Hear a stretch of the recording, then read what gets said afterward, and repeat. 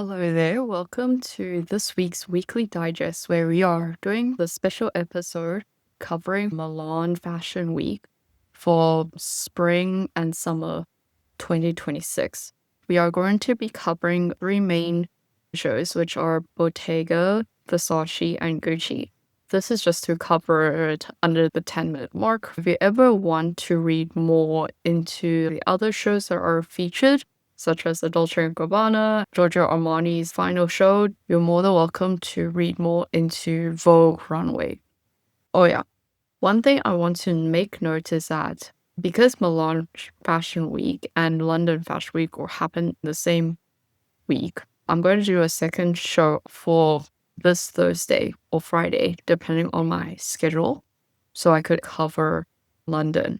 Because of that, I won't be able to write a full Substack article on that. Plus, I'm trying to in October for this year as well. So I'm just going to be covering mostly weekly digest for time being. And until then, I'll be going back to my regular schedule. So we're going to start off with Versace, which is the first collection for the fashion line. So this is a very interesting collection to come by because when you think of the word Versace, you usually think of the glamour, the gold, the hotels. It's very glamorous in that sense. But this is the first sign, at least after Donatella Versace has stepped down, after being purchased by Prada. I'm sorry if I butchered that name, so I'm just gonna put it in the text just to clarify. A lot of these are Italian names, so forgive me for it. And this collection is very interesting because based on the inspiration which is written in Vogue itself, it is stated by the design director that is very inspired by Gianni Versace himself for the late 80s, and he always kept in mind the ethos of the brand. And with this collection, it's basically inspired if gods and goddesses from Greek mythology descended down from the heavens, from the pantheon, and into a disco club in the 80s. It's very prominent. At least we could see in the later collection that we're going to see designers going back into the fashion's archives. And this is very prominent with Versace itself using intellect to describe the collection. 80s inspired, lots of color blocking, face prints on the garments itself and the fabrics and textiles, and bring in some sort of sexiness back into the collection. Especially a lot of Miami Vice references can be seen, and full colors, color blocking, addressing the signature Versace prints into the line in a much more tasteful manner. And there's definitely no limitations, especially with men's wear also featured in the collection itself. Meaning it's not just long pants, but shorts and jeans with batwing chaps, signatures of the Versace cowboy era, and pinstripe pants. And this definitely gives a very metrosexual vibes. So that is very unexpected, at least from the collection, because Versace is known for very unapologetic, very loud, very colorful, and very flamboyant. A difference from where the brand is going to go in the future, especially with Dario Vitale's history with Miu Miu and Prada going into designing for Versace. So if we're going to go into Bottega Veneta with the design director Louise Trotter, with the whole round of designers, as they best describe as musical chairs, she was definitely one of the only women. But she just wants the collection to be shined by itself, but not just known for being the only women design directors.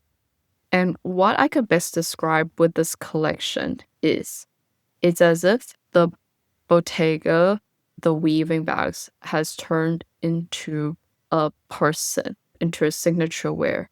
Because you can see through the trench coats, the skirts, and so forth, that textures and color is very prominent in the brand itself.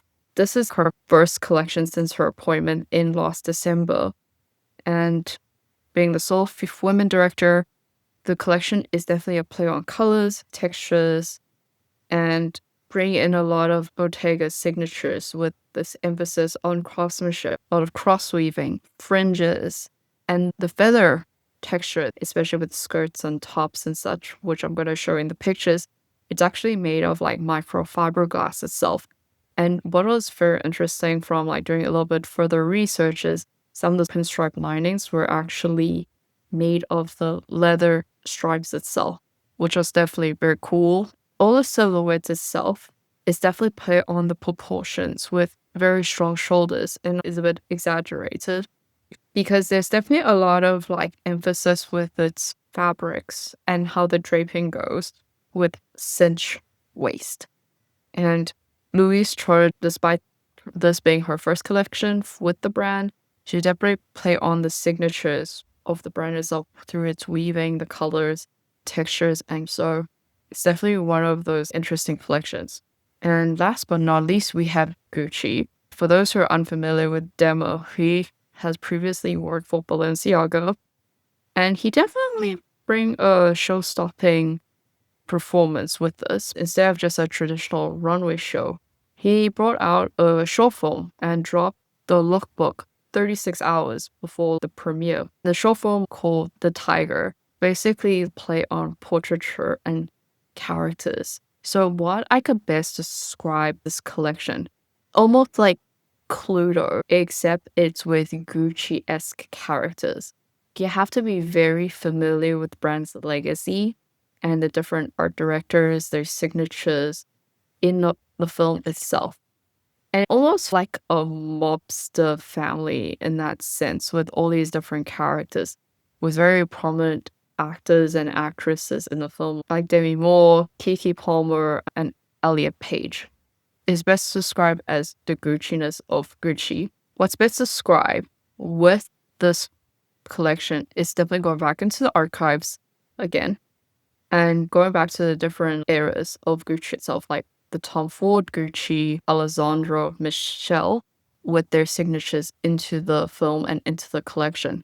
Some say it's a success, some say it's a failure, especially trying to mimic those types of moments into the collection. And to be honest, like what I really like about this collection is that it's bringing out a lot of different signatures and portraiture. But what people tend to criticize is that in the lookbook, you have the traditional frames and you have the models, and there's like a label at the bottom. And people weren't really interested in the naming of the character instead of trying to guess who it is. And it's definitely much more like a toned down Gucci than what we have seen over the years, especially if you go back into somewhat quite luxury, but still keeps its Gucci branding in it. And the monogram is definitely going to have a comeback because that's what is seen in the collection. And it's much more subtle compared to the ones that we're quite used to. So we're definitely going to see over time, at least how Denma with his art direction with Gucci in of itself. So we'll see how time goes and so forth. So definitely with these three collections, what really shows me at least the differences with Milan is that it's definitely a lot more excitement because there's a lot of new leaderships playing into these brands as well. And this is definitely a lot more excitement coming into Milan compared to last week with New York Fashion Week. The difference is at least like in these cities. So I'll definitely be covering London Fashion Week at least before the weekend coming up. And then the following week, I'll definitely be covering Paris Fashion Week. This is basically like in sports, like the big seasons coming in. So this is definitely what we're covering for now. And this is something very major. But other than that, I hope you have a great day